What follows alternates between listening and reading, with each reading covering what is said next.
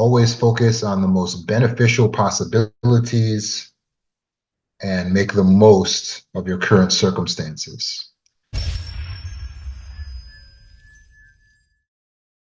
This is law number 4 of the 12 laws of healing, or the 12 laws of inner peace. And if you haven't noticed, I'm home. I made it. I am back home after my perilous adventure where I traveled off to the Philippines in search of my girlfriend, who I suddenly, unexpectedly lost contact with, in order to find answers, but mainly I wanted to provide assistance. I sensed that she may need help, and I wanted to provide assistance. But with an adventure like this, it comes with many potential dangers. For instance, I could get hurt. There could be a car accident. The way people drive down there and in many parts of the developing world is crazy by American standards. I could be targeted as a foreigner, robbed, kidnapped, and held for ransom. I could go all the way there and not be able to find her. I could find myself unsuccessful, having wasted my time and resources on the trip. Or I could find out that everything had been a lie. And I don't know what sort of catfish scenario could have come out of the situation, right? And so I was aware of all of these potential negative outcomes and negative possibilities before I embarked on my adventure. But I focused on the one possible scenario where things could go properly. I focused on the potential that I could find her, my loved one, my friend, and provide assistance. This is following the law number 4 of inner peace and healing. A person with a healed mindset doesn't focus on all of the bad that can happen, although they consider the possibilities, but they put their focus on, they put their attention on, they put their drive on, their eyes set on the prize, the end goal, the hope. And for me, that was a possibility that I could find her and provide assistance. And find her I did. And I found out she did need assistance, but mostly mental health assistance. And I am providing that at this time. It can be very mind-boggling that an avoidant or someone with CPTSD would sabotage their own relationship. But for those who have suffered from the emotional dysregulation, they understand, because they may have sabotaged relationships in the past. And so what's really happening for an avoidant or for an anxiously attached person when they look at their relationship and everything's going well? They don't think, let me just stay status quo here and just coast right into success and happiness, because their mind is not focused on success and happiness. Their mind is focused on all the worst possible outcomes, all the least beneficial possibilities. They're catastrophizing. They're in fear. Does that sound familiar? But as a result of being in fear, what you focus on is what you make come true. So an avoidant is focused on the potential that they could lose the person they love so much. And so what do? They lose the person that they love so much. They're focused on the fact that they could be abandoned. So they just go ahead and do the abandoning before they get abandoned, which means that by default, they are abandoned and alone. It's illogical, but we arrive at that conclusion when we're living in the emotions, when we're living as the emotional self. Trauma survivors do this, not because they're evil, not because they hate people, not because they have no empathy for other people, but they actually shut down that empathy for others. They shut down the logic and they just live in the fear and maybe even try to emotionally numb themselves and try to blank out their mind so they don't have to deal with and cope with how they may be hurting others. And they are hurting others. But this is due to trauma, which manifests itself through hypervigilance, which is where trauma survivors are often coping by anticipating and preparing for the worst potential outcome and potential threat, which is a violation of law number 4. The 4th law states that we are to focus on the best possible outcome, on the most beneficial possibility. But with hypervigilance, they're in a heightened state of alertness, and it leads them to focus on the worst possible possibility in order to stay safe and to protect themselves from harm. A lot of times, trauma survivors have negative core beliefs. So they actually believe I'm not safe, others will hurt me, others don't have good intentions towards me, or I'm not worthy. And so in their belief that they're not worthy of their relationships, they destroy them. In their belief of they're not worthy for their job position, they avoid it and destroy it.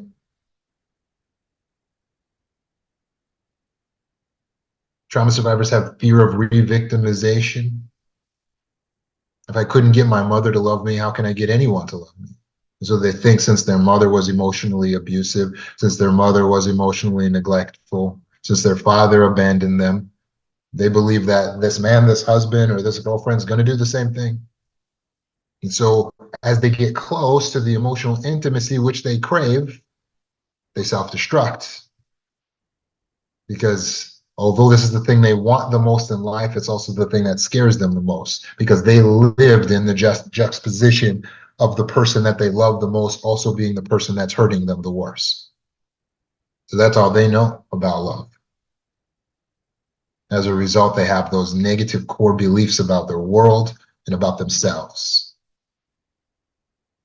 And they're hyper focusing on the potential dangers, and they avoid taking risks, even though those risks could lead to something beneficial.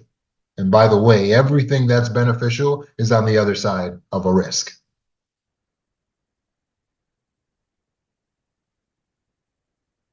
Trauma survivors are suffering from cognitive distortions, which is a fancy word for untrue thoughts and ways of thinking, such as catastrophizing, which is focusing on the possibility of a severe negative outcome, even exaggerating the danger or the likelihood of it.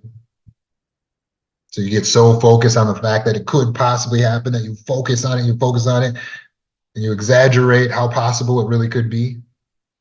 Or your fortune telling, where you're predicting all of the possible negative outcomes. He's going to leave me. He's going to do this. She's going to do that. She's judging me, right? We're mind reading. We're fortune telling. We're catastrophizing. This is all cognitive distortion. If we live like that, our world will be a very dark place. And guess what? We make exactly what it is we're thinking. You can't turn it off. You are a creator. You're a mini creator. You're a being made in God's image. You're too powerful. So what you think will come true.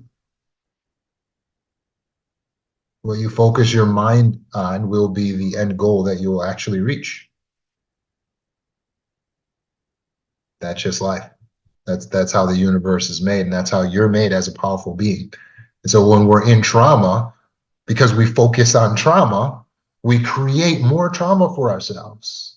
And that's why trauma survivors are so mystified. Why does these bad things always seem to happen to me? Well, at a certain point, it's not in their imagination. They're making more detrimental, catastrophized, negative things happen. They're having more of those experiences over and over again because they focus on that happening. They become so consumed with that happening that they can't make anything else happen, because as these mini creators, as these powerful beings, you keep creating what you're building in your mind. What you're seeing in your mind. Your vision is coming to reality. So we really need to watch what we're visualizing, don't we?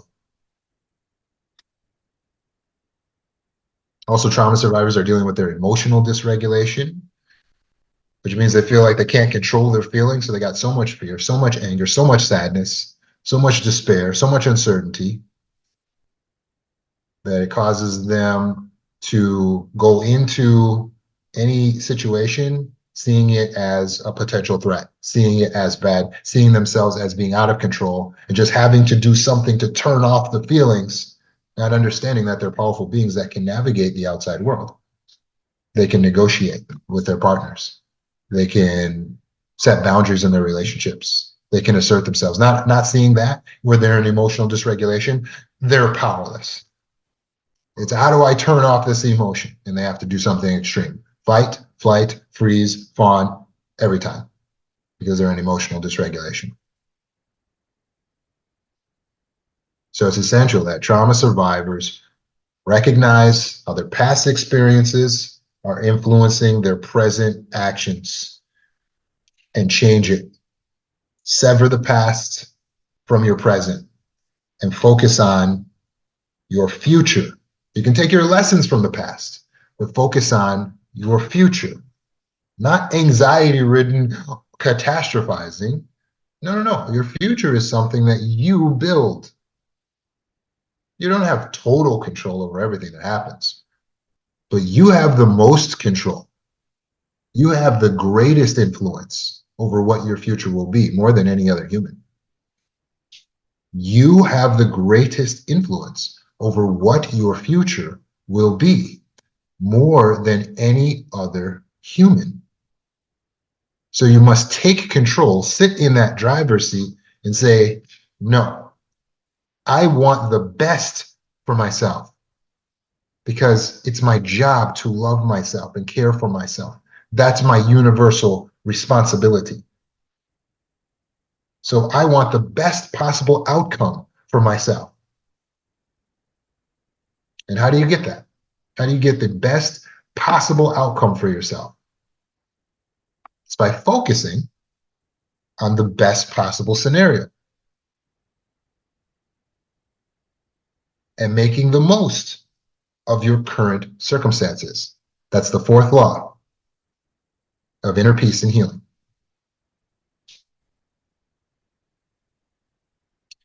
There's a saying, everything happens for a reason.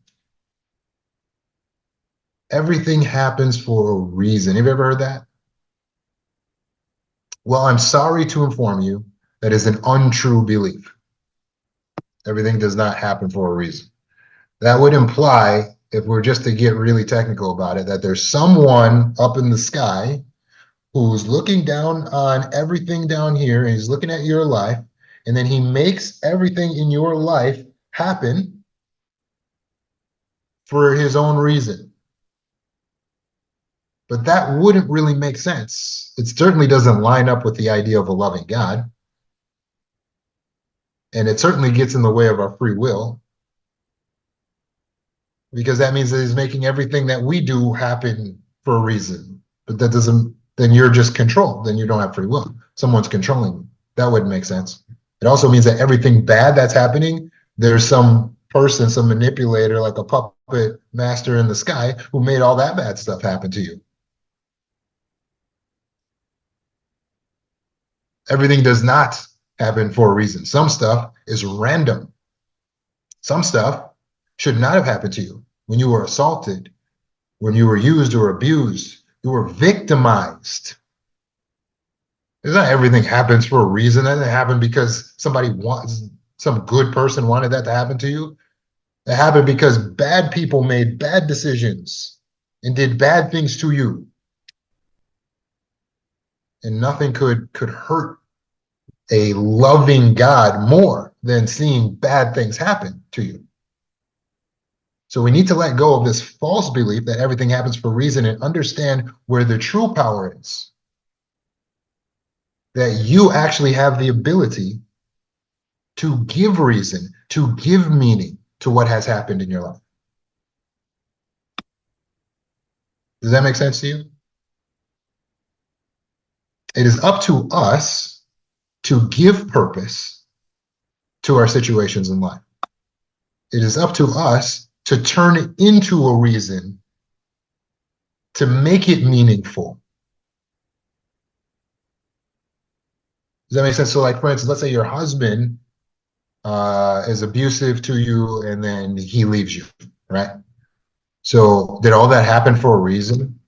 Somebody in the sky wanted you to have an abusive husband that then abandoned you? No.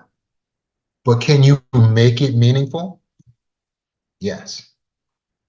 Can you make it so that it was not in vain and so that there was a reason for it? Yes. And that's what you must focus on. That's making the most of your circumstances and focusing on the best possible possibility. Saying to yourself, okay, what just happened to me? That wasn't right. That was wrong, but I'm not going to allow that to happen to me in vain. I'm going to make that have happened for a reason, for a purpose. And so imagine that this woman who had the husband who was abusive, who left her, decides that she's going to take her time, her free time now in her free space, and build herself and improve herself and start her business and get in the best shape of her life and pursue purpose. As a result, she becomes more attractive. So if there were any children, adult children who went and initially sided with the husband, later on, a few years later, when they see how she's made something of herself, they become attracted back into her life. Perhaps some of them.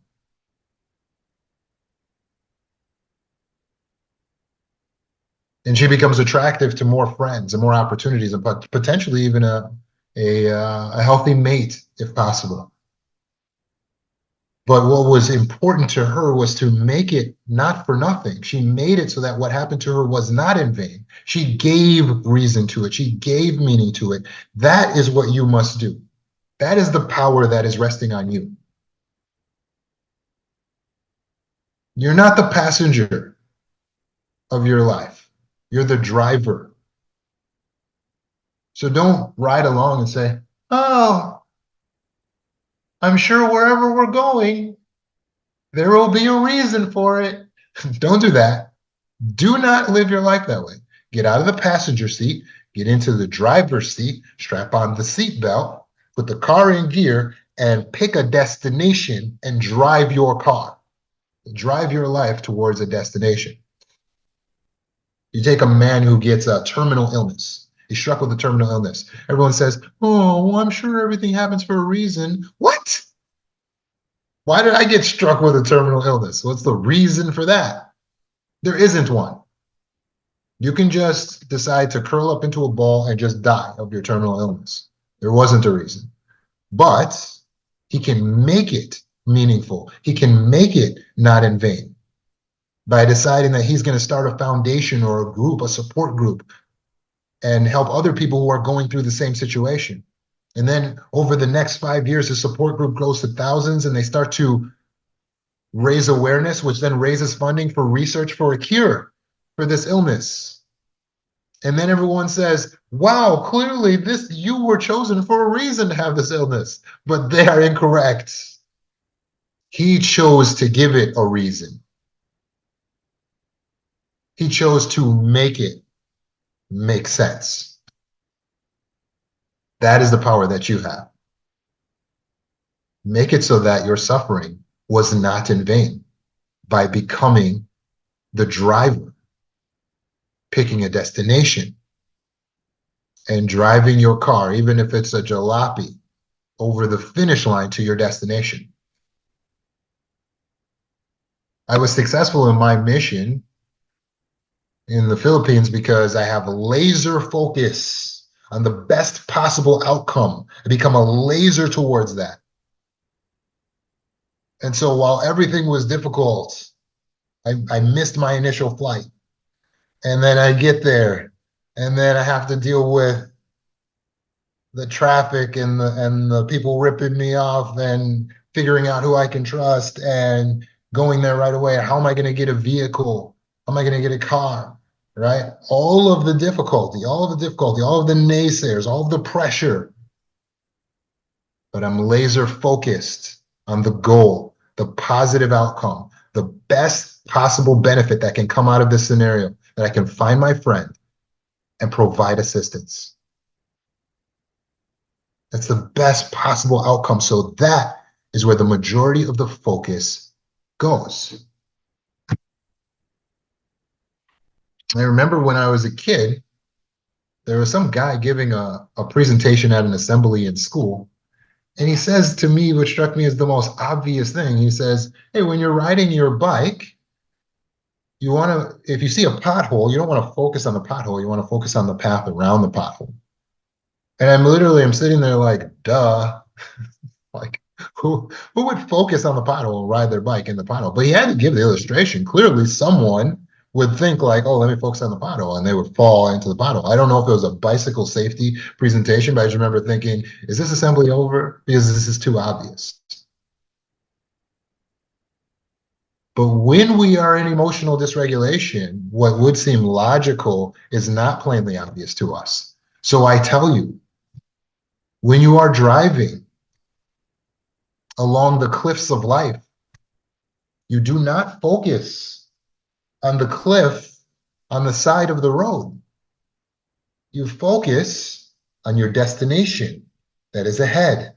You focus on the part of the road that is there for you to ride on so that you can stay on the road.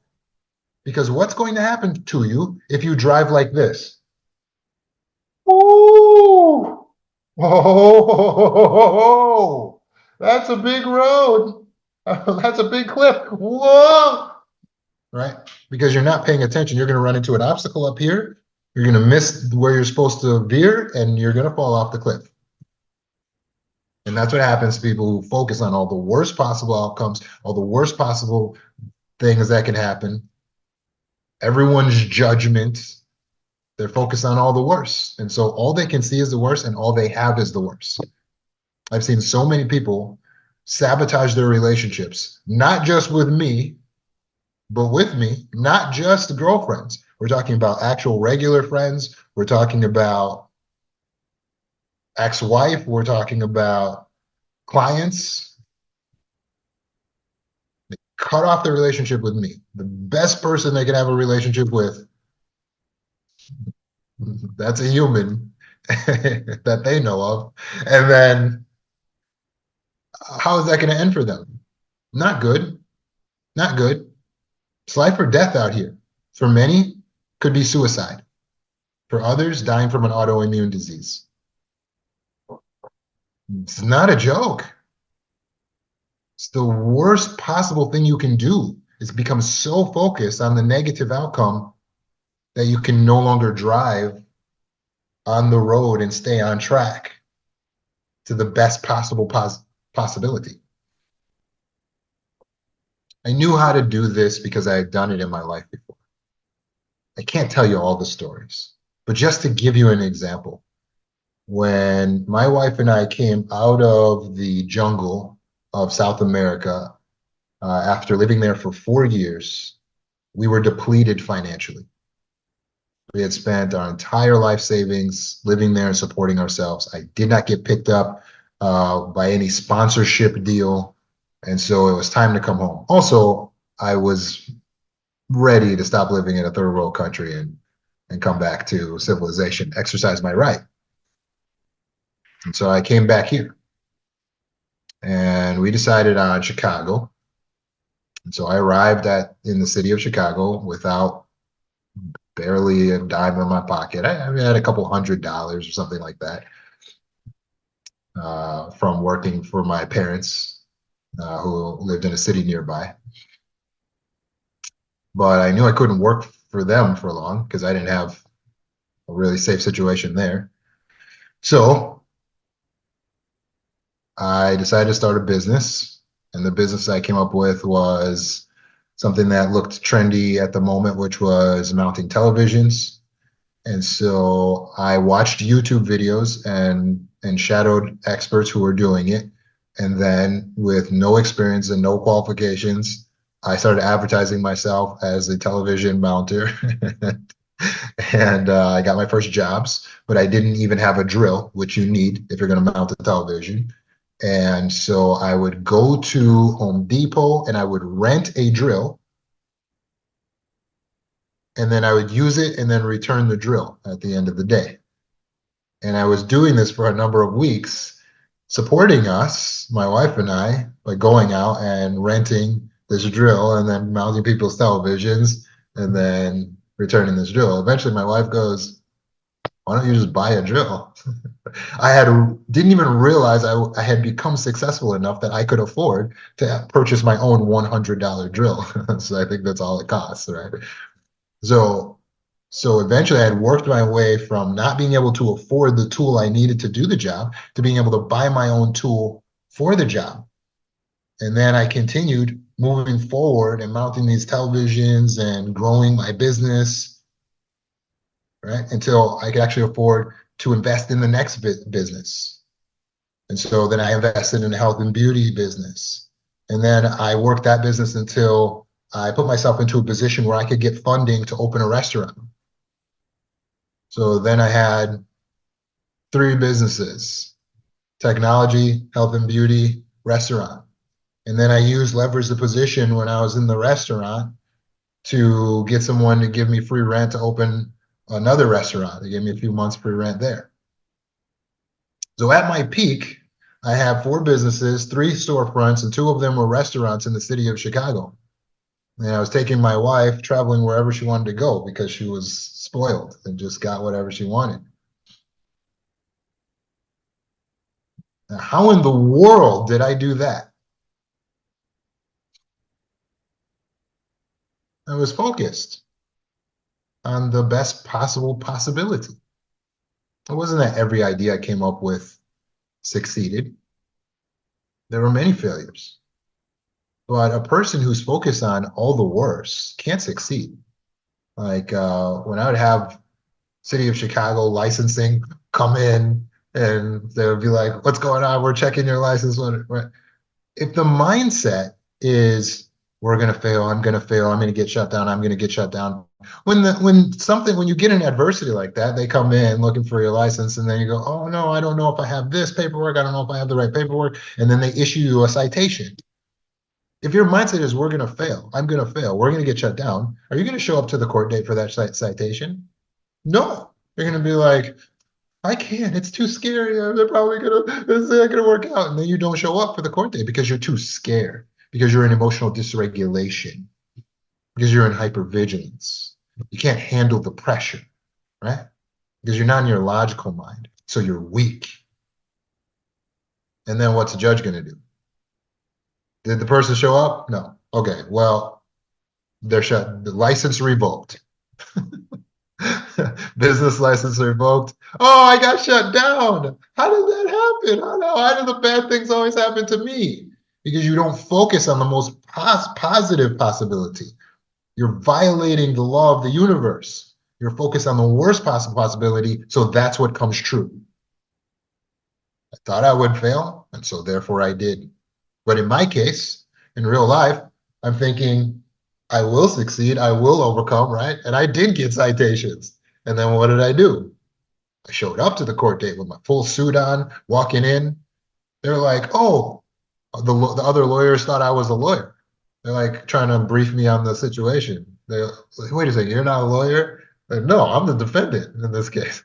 Right? Because the energy that I'm coming in with is we will not fail. I will not fail. I can't accept the possibility of failure. So therefore, it's not going to happen. I will fight it. And if I lose it, I'm going to appeal it. I'm always going to fight until I get the goal. I'm focused on the best possible thing that can happen, which is that I will succeed. And then what happens? The judge says, with zero passion, all right, you got 30 days to pay this fine. And then what do? Do I shut down? No, because I'm focused on the best possible possibility. And so I'm going to go and I'm going to get the $500 together to pay the fine, and we're going to remain open. And that is how the universe works. That's where your success is. It's on the other side of your positive thoughts. So it is your job to focus on the best possible possibility and not let go. Keep laser focus on the best possible possibility and make the most of your situation in life. And as a result, it could take some months, could take some years, but you will find success because that's what you were made to do. You are powerful.